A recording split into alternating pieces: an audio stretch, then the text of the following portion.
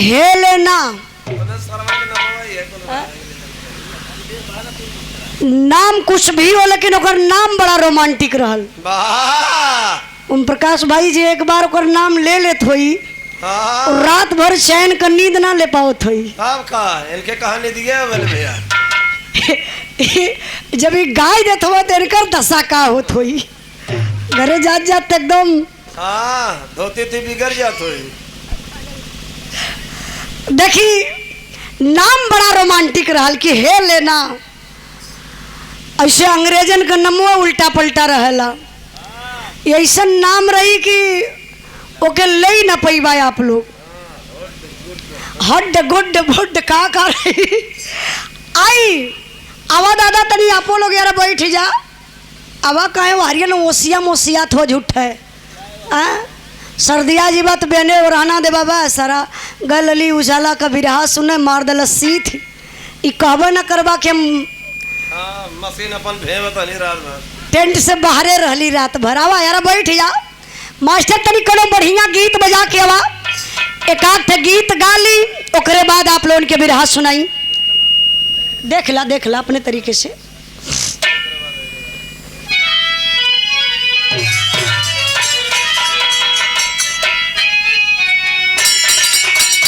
ओहो क्या बात है।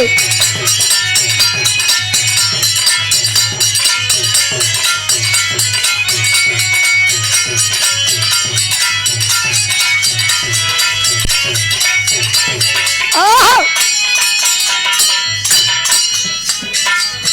कोनो नाच का दीवाना लवंडा रहल। लवंडा ना लड़का रहल। आजकल तो बिरहो जगत में कुछ ऐसा हो गल हुआ जेंट्स जवन नाच तो नाच वो एक काम और करावे लगल है। दीवाना भैया बहन तू जानत ना हो लगत है बनारस में बड़ा शोर बा। वो बीरंदर बाबा वाला काम होता गवैया प्रोग्राम खातिर न बोले तो बेचारी लेडीज है बदनाम रही है। इनके राख लली उनके राख लली।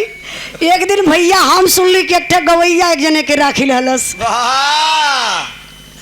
अब हम बिरहा गावत है मंच के पीछे अब 4-6 गो लड़का बतियावत हम सरवा एक रखले हो।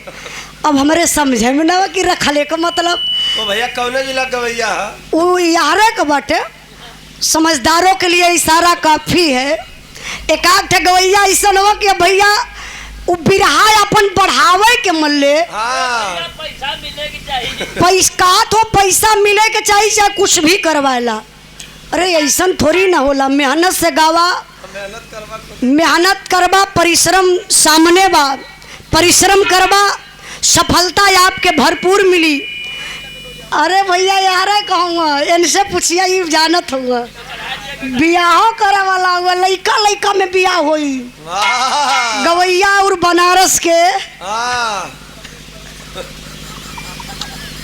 तब तो पहुँची गल लगा तो कुछ पता है। अरे भैया पहुँचल फकीर तब हम कहीं ना जानत हो बता दे तो के आजकल भैया बहुत कुछ होता भी रहा जगत में पता कर लिया। अरे भैया पहले यो यही जात रहने देखा भैया वो डहार मत पकड़िया ना लाई तो खतरीला हम देखी कुछ लोग अपन बिरहा बढ़ावे मतलब बिरहा हमार कैसे चली उनके गायकी से मतलब ना बा कौनो भी हद पार करे के तैयार हुआ। लेकिन हम बताइला कि हद लोग मत पार करा बस नहीं लोगन के जीते का काम करा। पब्लिक की भगवान बा जेके आप लोग चाहबा ओके महान बनाए देबा और जेके आप लोग चाहबा ओके बिगाड़ के ही जमीनी पर लेटाई देबा। इतनी बड़ी शक्ति आप लोगन में बा। आप लोग भगवान हैं हम कलाकारों के। आप लोग बड़े धैर्यवान हैं। प्रधान जी बड़ा उदास बैठल हुआ कोनो प्रधान से झगड़ा वगड़ा ना भैलिया तो तनी हास होस लेवल कैनी रोज तक घरे टेंशन इनकर उनकर हईबे कर हमारी ज्योति लल उनकर ऊ ज्योति लल हौदी हर रखाए गई इकुल हम जानी ला माइंड में चलत रहा। लेकिन इतनी पहाड़ आप अपने डिप्रेशन से दूरे हो जाइए। है ना। देखी बताइला हम आप लोगन से कि आज का जमाना बा केहू का बात केहू सुने के तैयार नहीं खे, लेकिन आप लोग कितना महान हुआ जो महान कलाकारन का बात है इतना प्रेम से बैठ के आप लोग सुनत हुआ।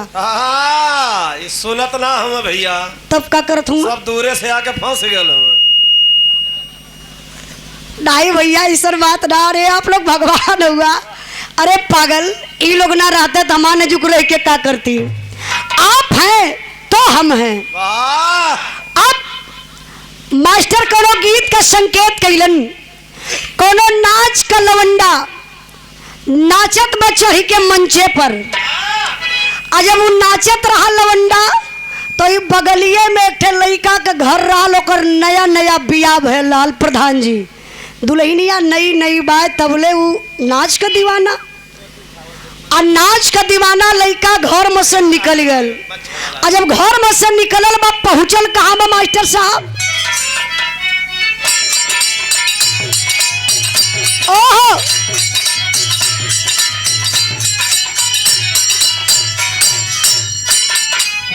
ए लड़का जात बा कहत बा का भुतुक बाजा बाजेला यार गोड़ का लड़का नाचेला,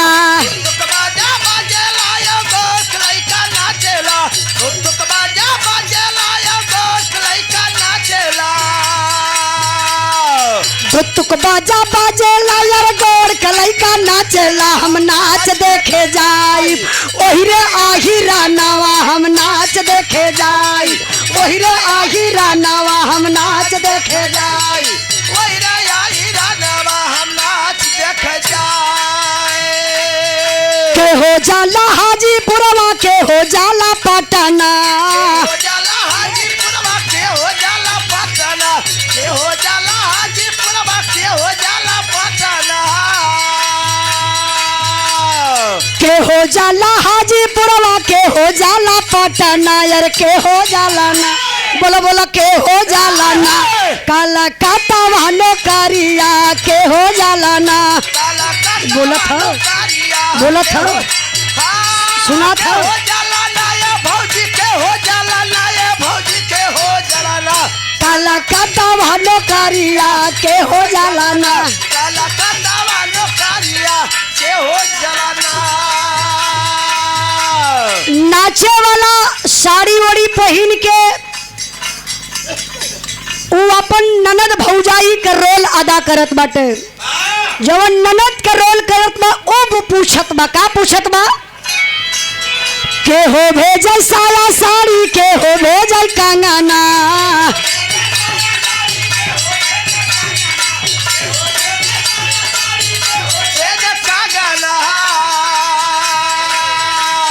के हो भेजे साया साड़ी के हो भेजे कंगना, यार के हो भेजे ना, बोलो बोलो के हो भेजे ना, दोनों जो बना के ढकना के हो भेजना, दोनों जो बना के ढकना के हो के हो भेजना, ये भौजी के हो भेजना, ये भौजी के हो भेजना, दोनों जो बना के ढकना के हो भेजना, दोनों जो बना के ढकना के हो भेजना। ससुर भेजे साया साड़ी भसुर भेजे कंगना, ससुर भेजे साया साड़ी भसुर भेजे कंगना, ससुर भेजे साया साड़ी भसुर भेजे कंगना, बलमुआ भेजना हई करियवा भेजना, दोनों जो बना के ढकना बलमुआ भेजना, दोनों जो बना के ढकना।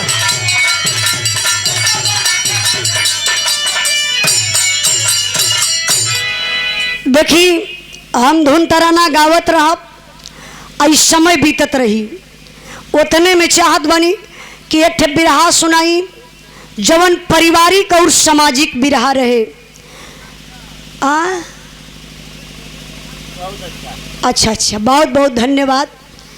जानत बनी जब भी हम बिरहा गाइला, चाहे यूट्यूब के माध्यम हो चाहे मंच के माध्यम से, जब भी बिरहा गाइला तो अपने बिरहा से बिरहा के आखिरी में आप लोगन के मैसेज जरूर कुछ देला ई बिरहा जवन हम गावे चलत बानी, ये बिरहा से आप लोगन के एक सीख जरूर मिली।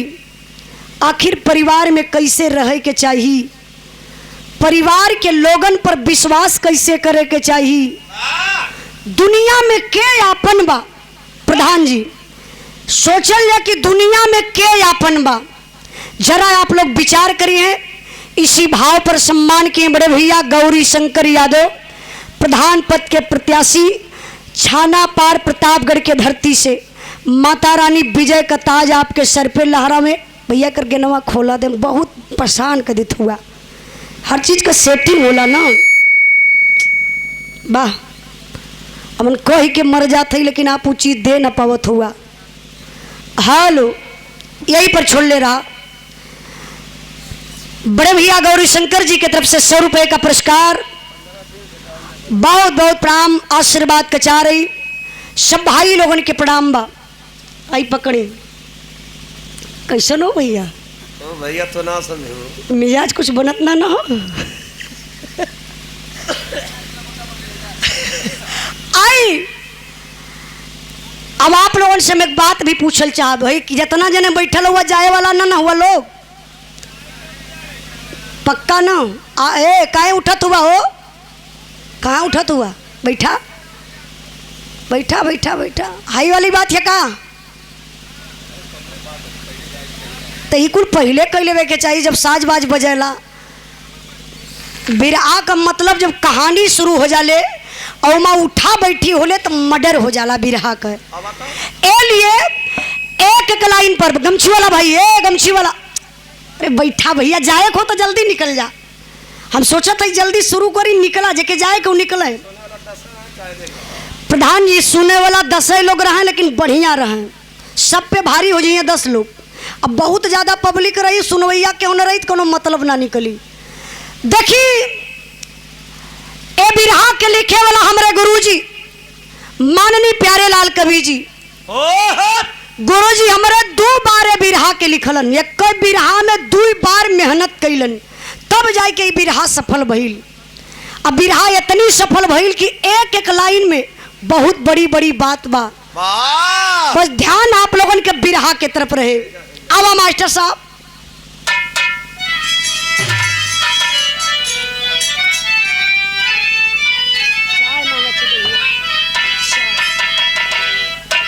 शंकर भी आप हुआ ना? अच्छा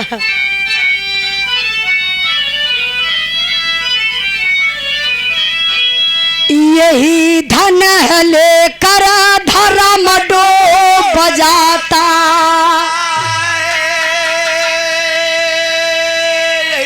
यही धन मोहब्बत पे खंजरा चलाए, यही धन धरोहर समझ कर के दुनिया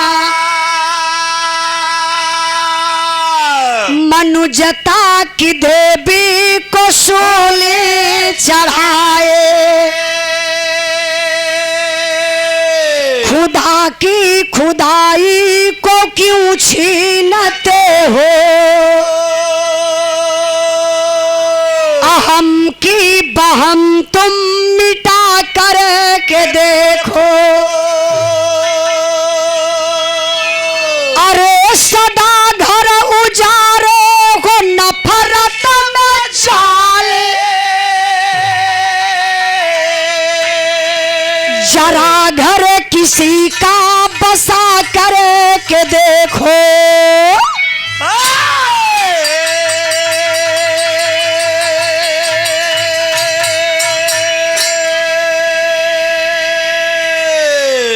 हमके लगा था प्रधान जी हरियन से ठंडी ज़्यादा शुरू होले का।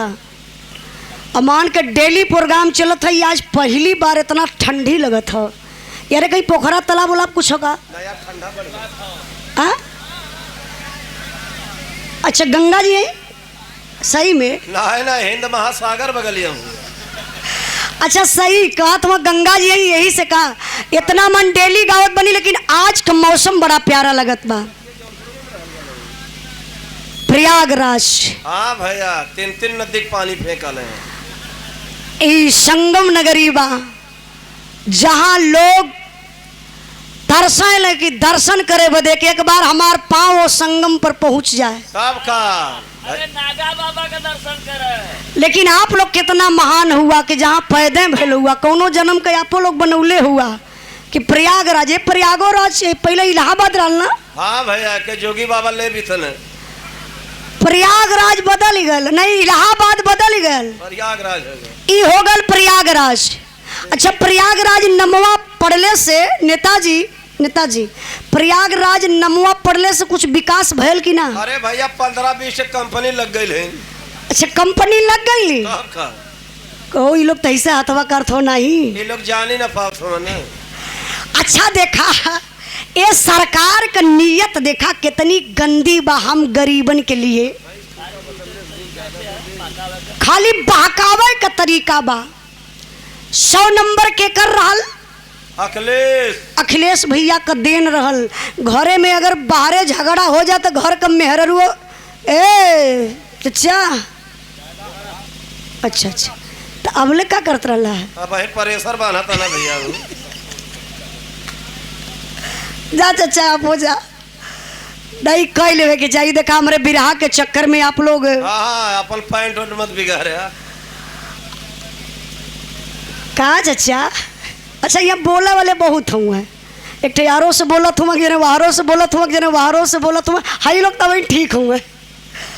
कहा था गई बा लोगन की, अब इनके पता है ना बा कि अच्छी बात तो ना समझ पाई है ना। अच्छा चाचा अच्छी बात ना पकड़ी है। तब का 5 किलो राशन लेते हुए। अच्छा आप हुआ 5 किलो ना हुआ रुका भैया समय दिखावत हुआ कितना समय होती हो तो नींद उद लगत हो तो निकल जा घरे। तब का टिकट कटौले हुआ कहा तो कितना टाइम होती है। अब इन तो हम खड़ा होते तब ले इनके एक बिरहा सुना डाले हुई। हाँ सुबेर हो गयल, सूर्योदय भी हुई, रात फिर हुई, दिनवा तो बितबे करी। लेकिन आपसे निवेदन करब कि जब ले गायब खाली बोलिया मत भैया ना, खाली सुनिए हमार बात, लेकिन बोलबा जरूर ताकि तू बोला यार से 2 शब्द हम बोली, हमारा टाइम और खिंचात जात रहे। हाँ कुछ चाहत हो न डोज तगड़ा लगा तो उससे जल्दी हमके बा जल्दी ऐसे बा कि नेताजी आज हमार प्रोग्राम बहुत दूरे बा, एमपी में प्रोग्राम बा, यहाँ से डायरेक्ट निकले के बा। हम चाहत बनी जल्दी गाय बजाए के आप लोगों से छुट्टी लई, अगले कार्यक्रम में जाई। 600 किलोमीटर जाना प्लस कल आना, फिर भी रहा गाना। कौन आदमी कहा भैया सामाजिक ज्ञान ना भयल, हटावा उनके पहले पीछे हटा के ठेल के करा। जब इंसानियत अंदर ना तो समाज में बैठे ही के ना चाहिए। भाई देखा इंसान होना बहुत आसान बात है, लेकिन इंसानियत अंदर आना बहुत कठिन बात है। चला भैया ये तो रोजे काम 2-4 लड़बक मिलन हमान से। आप लोग बैठे कितने ध्यान से, अच्छा लग रहा है, बातचीत होत बा, बिरहा गवात बा। आई तनी बिरहा पर ध्यान दई कि आज के जमाना में नफरत बहुत ज्यादा हो गई, ईर्ष्या बहुत ज्यादा हो गई, जलन बहुत ज्यादा हो गई। अच्छा ये जलन होत